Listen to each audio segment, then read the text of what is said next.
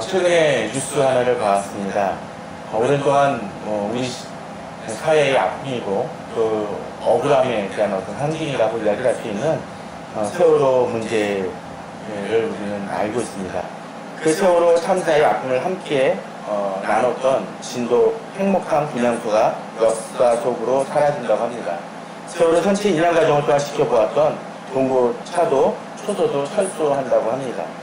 사실 이 두 곳은 의미가 있습니다. 행복함은 그 분향소는 여러 사람들이 그것을 지켜보고 그 아픔을 나누는 그 곳이었다면 동고차도는 이 나라 인천 정부가 세월호를 인양한다고 하면서 제대로 인양하지 아니하고 또 수색작지 제대로 행하지 않음으로 인해서 유족들이 동고차도 쪽에 소설을 만들어 오랫동안 그것이 어떻게 진행되는지 감시하였던 어떤 면에서는 불신과 갈등의 장소라고 이야기를 할 수가 있습니다.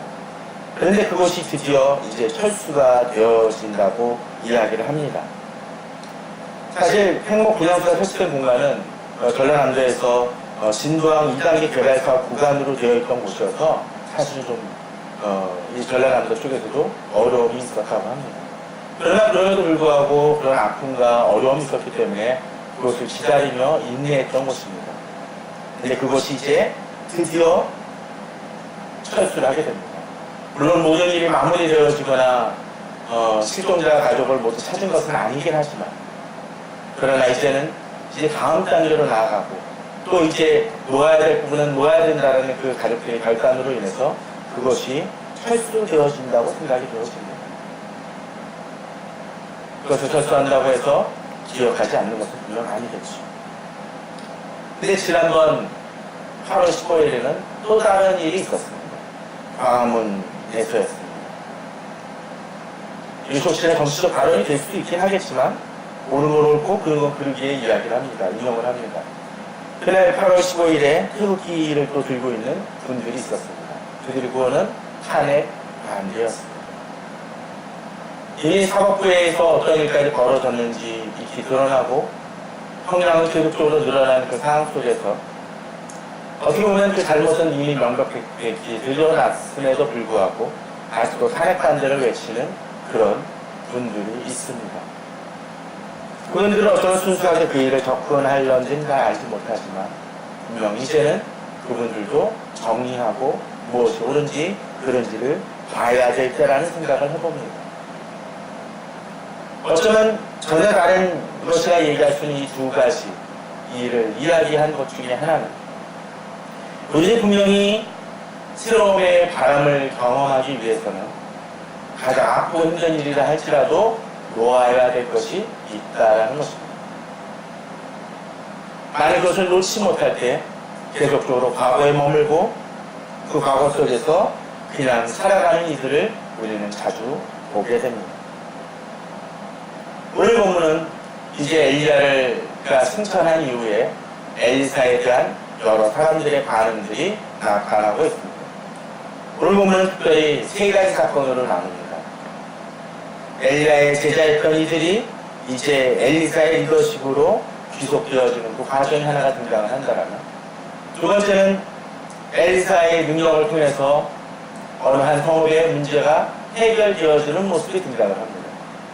또 세 번째 사건은 엘리사를 놀렸던 그 아이들이라고 붙여지는 작은 아이들이라고 불려지는 그 아이들이 42명이나 죽고 마는 안타깝고 처참한 사건이 벌어지는 세 가지 사건입니다.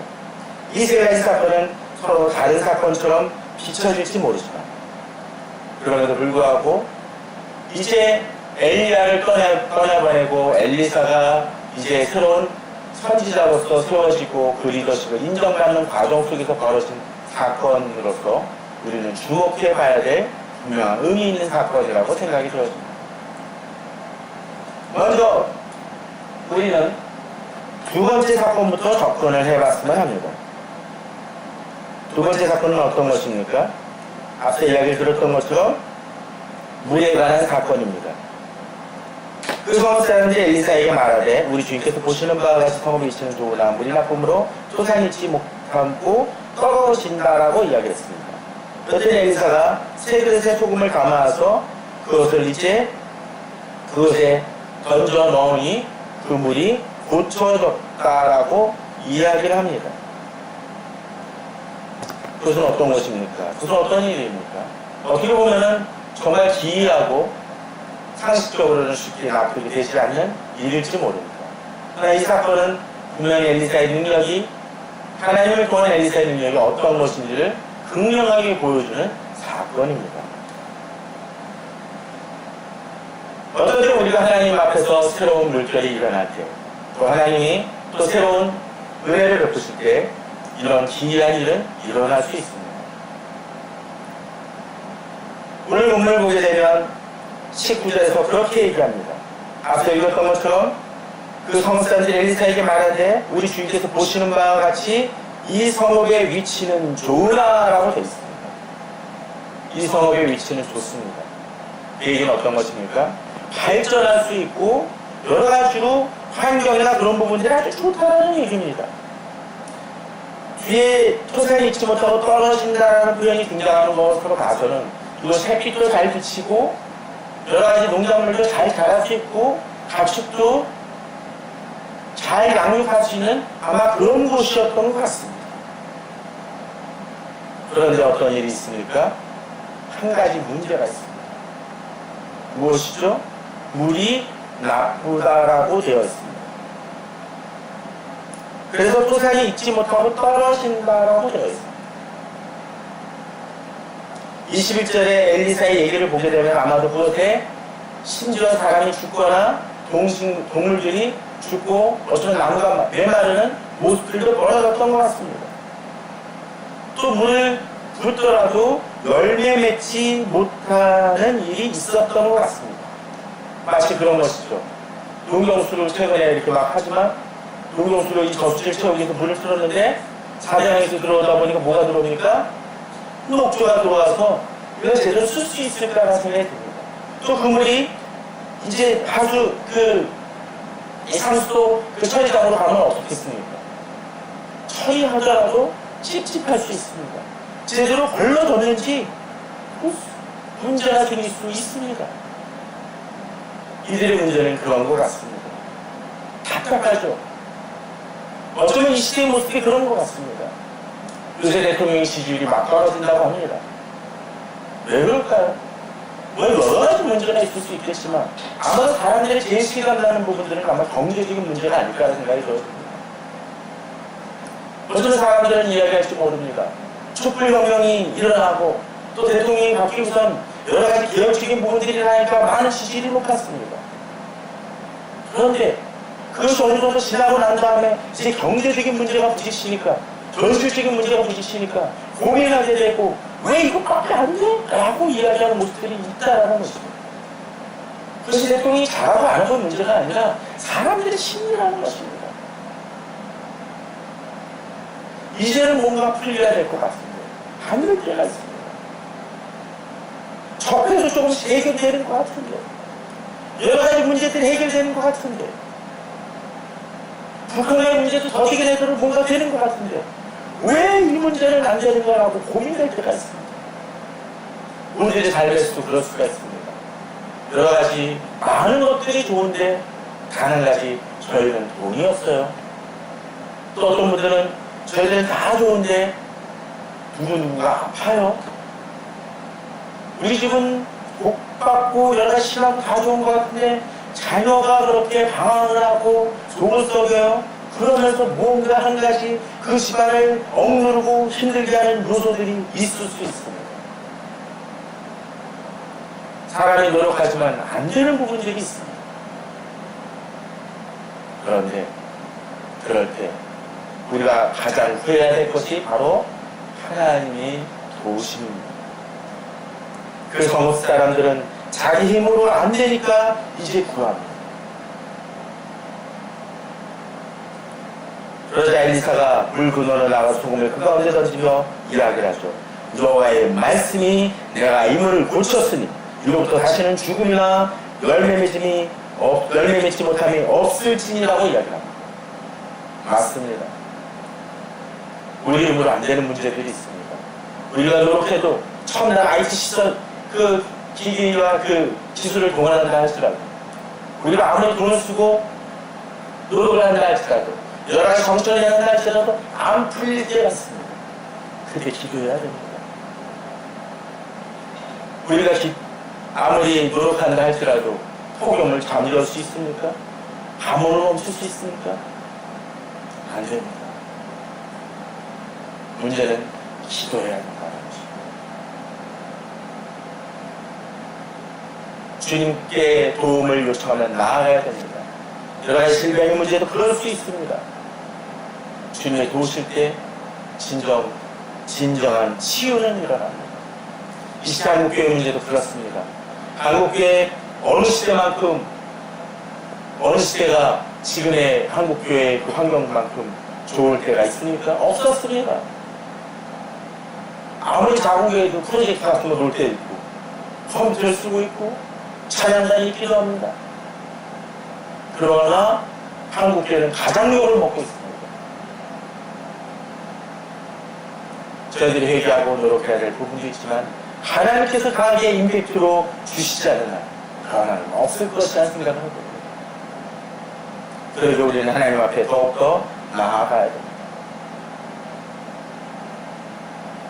어쩌면 엘리야 때도 이 성읍의 물은 고쳐지지 않았을지 모릅니다. 그러나 이제 엘리사의 등장 속에서 엘리사에게 이 문제를 가지고 나오는 이 성읍들의 모습처럼 과거 지도자는 해결하지 못했지만, 손들이 대지 못했지만, 이제 새로운 지도자나 새로운 물결이 날 때 주께 맡기고 나아가야 될 문제들이 있을 수 있습니다. 새 물결은 바로 그러한 것입니다. 기존의 문제에서 머물지 아니하고 그 이상의 문제로 나아가며 그것을 바꿔나갑니다. 저는 성도님들이 그런 하나님의 물결이 임할 때 주께 나아가려며 주의 도우심을 구하는 우리 성도님들이 되었으면 합니다. 그런데 이제 그렇게 새로운 지도자인 엘리사, 정말로 이렇게 물을 고치는 놀라운 일을 벌이는 그 지도자에게 두 가지 반응이 나타납니다. 이 앞에 성읍의 사람들처럼 그 도움을 요청하는 사람들이 있는 반면에 또 그렇지 못한 사람들의 모습도 본문 속에서 등장을 합니다. 어떻게 보면 엘리사에 대한 세 번째 반응이라고도 이야기할 수 있을 듯합니다. 먼저 하나를 보도록 해봅시다. 15절입니다. 앞부분의 사건이죠. 자, 15절에 보면 어떤 일이 벌어집니까?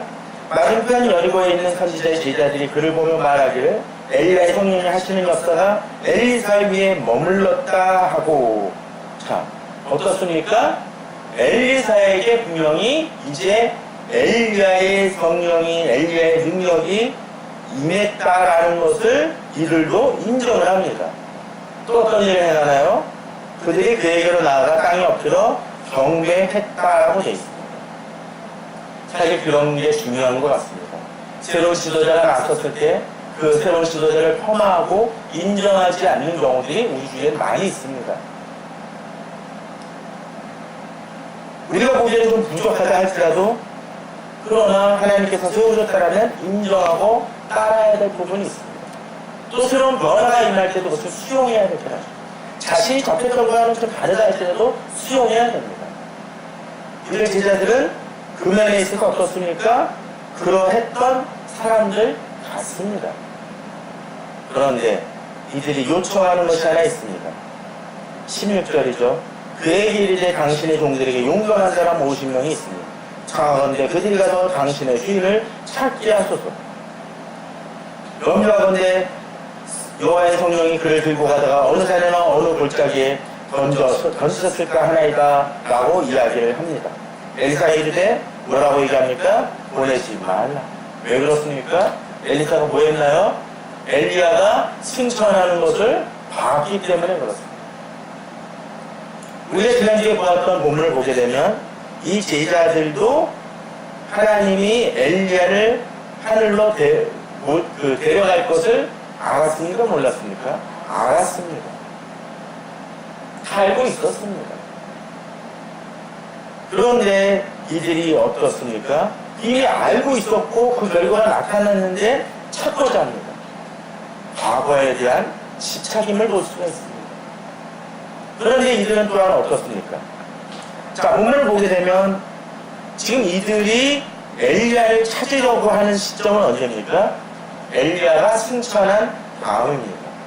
자, 우리는 지난주에 한 본문을 살펴보도록 하죠.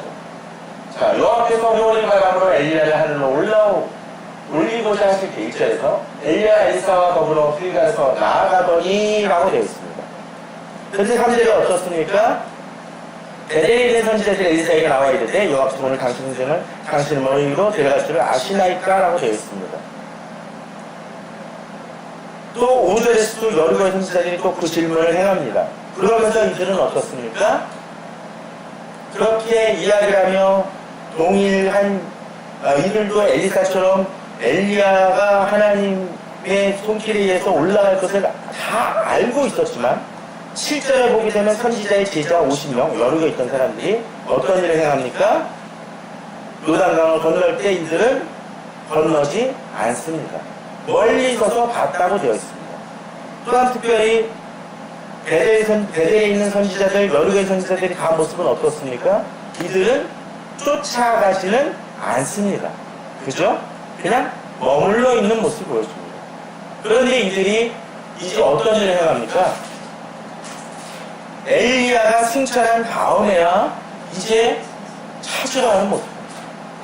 재미난 것은 7절에 멀리 서서 바라봤던 제자 숫자가 몇입니까? 50명입니다. 그런데 앞서 선지자의 제자들이 엘리야를 찾으러 보낸 인원이 몇 명입니까? 50명입니다. 그 50명이 사흘이나 열심히 찾는 그 열심을 보였었는데 정작 엘리야가 승천해야 될 그 시점, 정말로 하나님 앞에 엘리사처럼 그 능력을 간구해야 될 시점 속에서는 멀리 서 있고 요단강을 건너지도 않고 베델에서 여리고로 여리고에서 요단으로 갈 때 쫓지 않습니다. 이들의 모습은 어떻습니까? 이미 상황이 다 종료된 상황 속에서 하나님의 역사가 어떻게 이루어지는지 알고 있는 상황 속에서 그들은 과거에 대한 집착의 모습을 보여줍니다. 결국 그에게는 무엇입니까? 여기 새롭게 세워진 엘리사가 있음에도 불구하고 그에게 존중한다라고 표현은 하고 있고 엎드려 경배하고 엘리야의 능력이 그에게 임하고 있다는 것을 알면서도 엘리사를 놔두고 과거의 엘리야를 찾고자 행한다는 것이죠. 분명히 엘리사는 그에 대해서 찾지 말라고 얘기했지만 이들이 간청하니까 보냅니다. 실제로 보면 무리가 그로 부끄러워하도록 강촌함에 보냈다고 되어 있습니다. 그 결과는 어떻게 했습니까? 찾지 못했습니다. 그래서 엘리사는 이야기를 하죠. 내가 가지 말라고 너에게 이르지 않냐. 비록 보내긴 했지만 거기에 대해서 동의하는 것이 아님을 엘리사는 이야기합니다.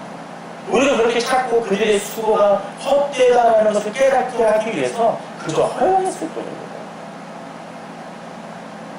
종종 새로운 물결이 날 때 이런 경우들이 있습니다. 과거에 집착을 합니다. 하나님의 역사가 새롭게 일어나고 있는 것을 보면서도 과거에 집착을 하고 과거의 전통이라든지 과거의 관습에 매어달려서 과거의 프로그램에 매어달려서 거기에만 몰두하는 사람들이 있습니다. 우리는 새로운 물결이 날 때, 새로운 리더십이 길 때, 새로운 하나님의 역사가 있을 때 거기에 오히려 집중하고 따라야 되는 모습을 보여줍니다. 앞서 사람들은 그 엘리사에게 나와 그 물을 고쳐달라고 했던 반면에 오히려 선지자의 제자들이라는 사람이 여기에 머물러 있고 과거에 회개하는 모습들을 보여준다는 것은 안타까운 현실임을 보여주고 있습니다. 어떤 때 우리들의 신앙이 그럴 수 있습니다. 하나님께서 새롭게 역사하시는데 우리들은 멈칫거릴 수 있습니다. 이것이 더 안정되어지고 이것이 더 좋다라고 생각되어지며 거기에 매어달립니다. 저희도 이제 예배 장소가 또 한 주 주면 바뀌게 되는데 두려울 수 있습니다. 또 어떻게 바뀔 수 있을지 모르니까 참 걱정되는 부분도 있습니다. 그러나 하나님께서 역사하신다는 것을 믿는다면 우리는 담대히 나아가야 될 것입니다. 엘리야의 흔적을 찾는 것이 아니라, 죽은 엘리야를 찾는 것이 아니라, 이제 하나님의 능력이 임하고 하나님께 새롭게 하시는 엘리사를 쫓아가는 것이 지혜로운 것입니다. 저는 우리 성도님들이 그러한 믿음으로 나아가시길 바랍니다. 그런데 이제 또 다른 형태의 모습이 있습니다.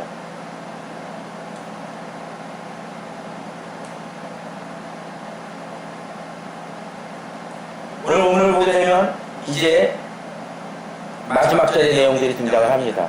어떤 것입니까? 엘리야가 어떻게 행하나요?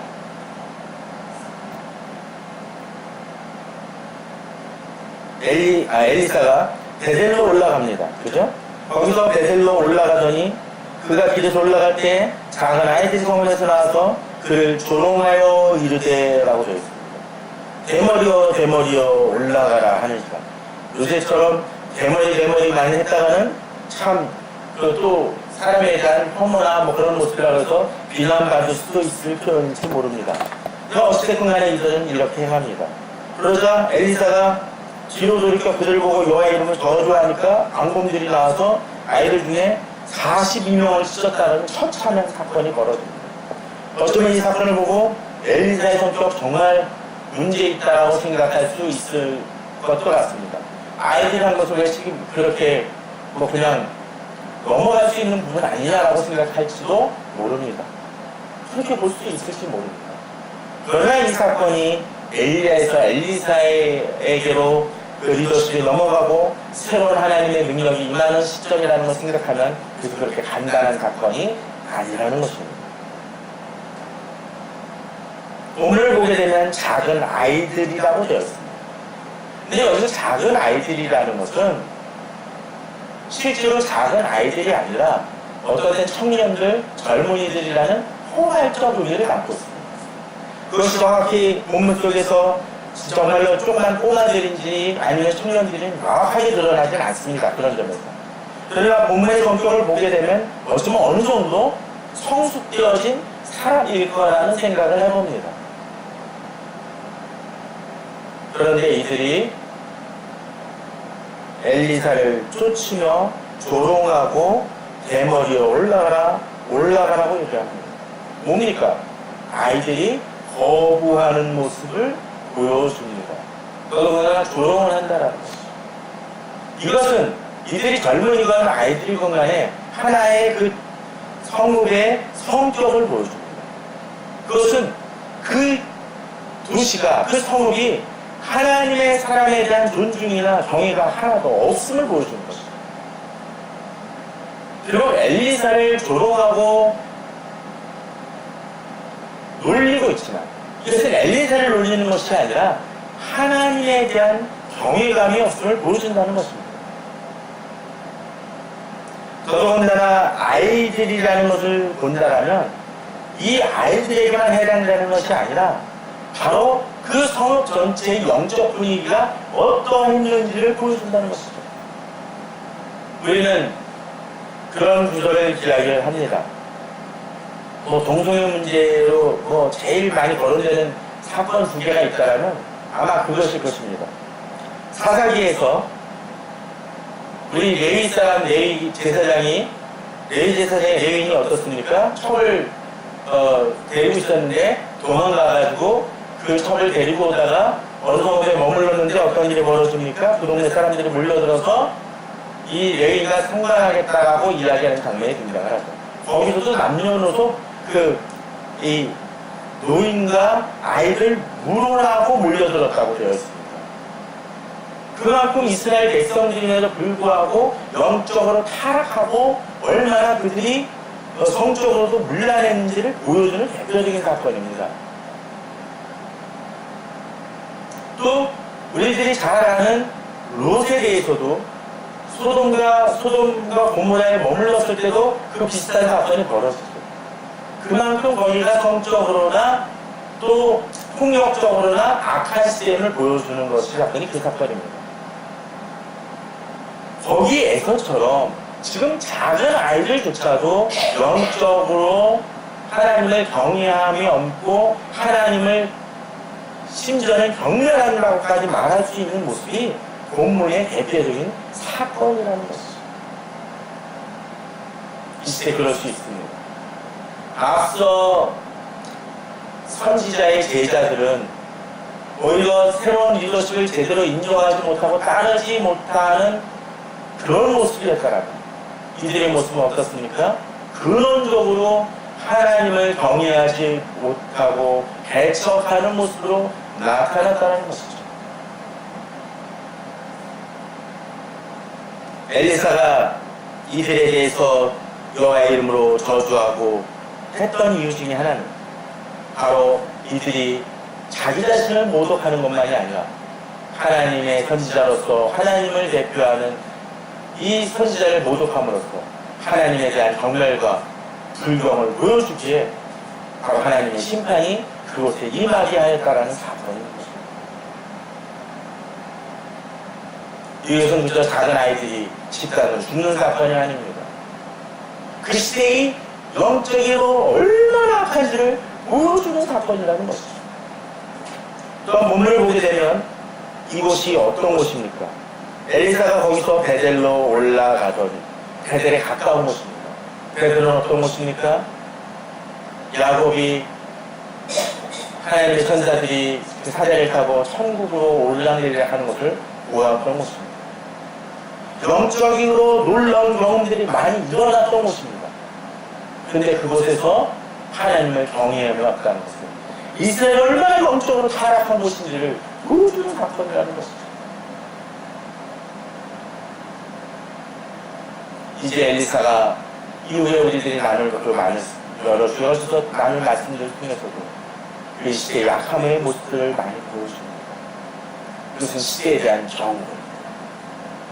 저는 우리 성도님들이 이 시대의 약함을 좀 보길 바랍니다. 아무리 새로운 물결이 임한다 할지라도 그 물결 속에서 주저하는 사람들은 좀 나을지 모릅니다. 또 적극적으로 나와서 하나님의 도우심을 구하는 이들도 있을지 모릅니다. 그러나 또 어느 주위에서는 이렇게 하나님의 임하시를 오며 경외하지 않냐고 경멸하는 이들도 있을 수 있음을 우리는 알아야 합니다. 심지어는 교회 내에서도 이런 사람들이 있습니다. 베델의 믿음의 성지라고 말할 수 있는 것 속에서도 이런 일이 벌어졌던 것입니다. 이 시대에도 교회 내에서도 하나님을 경외하지 않냐고 하나님의 말씀을 가볍게 여기는 이들이 많이 있음을 보게 됩니다. 그러나 새로운 물결이 임할 때 하나님 앞에서 겸비할 때만 진정으로 하나님의 놀라운 은혜를 경험하게 됩니다. 저는 우리 성도님들이 바로 그러한 마음으로 이 시대를 준비하며 기도하며 나가길 바랍니다.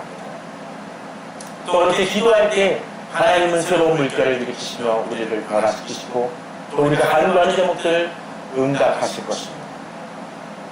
저는 이 시대가 중요하다고 생각이 되었습니다. 촛불혁명은 그냥 주어진 것이 아닙니다.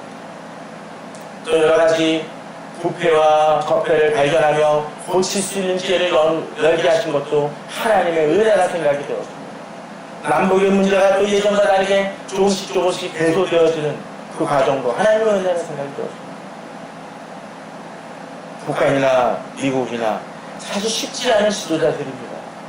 그런데 그런 지도자들을 움직여서 좋은 해결 물결을 보여주고 계시지 않습니다. 이때 우리는 더욱더 기도하며 하나님을 의뢰해야 될 것입니다. 우리 힘으로 된 것이 아니기 때문에 그렇습니다. 개인적으로도 그러한 믿음으로 나아갈 때 주께서 역사하시는 놀라운 일을 경험하실 것입니다.